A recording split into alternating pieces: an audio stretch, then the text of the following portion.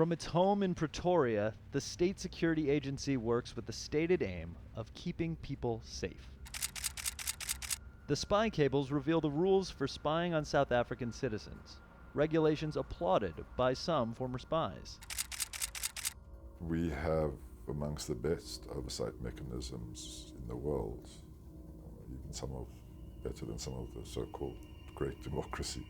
But despite the praise, one former Minister of Intelligence fears the rules aren't tough enough. I don't believe there's the necessary checks and balances over the security and intelligence agencies.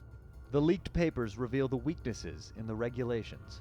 This surveillance policy, dated 2006, says it was drawn up in line with the law. But it includes one major loophole. The Director General may approve any deviation from the provisions of this policy. That appears to put South Africa's spies above their own policy and the law. If a spy wants to put someone under physical surveillance, they fill out this form. Then they discuss the application before a panel to get their line manager and Deputy Director General's signatures. Since Edward Snowden's leaks, the focus has moved to electronic surveillance. In South Africa, that's reportedly done from this nondescript building in Johannesburg. Domestic interception of communications is governed by an act which requires approval by a designated judge. And in my experience, that judge was quite demanding. But the system is open to abuse.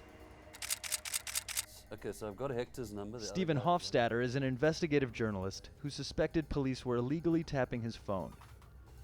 He later found his number had been slipped into a court order for a totally separate phone tap. It's lying to the judge. I mean, this is an old trick. Apparently, the apartheid security forces used to do that as well.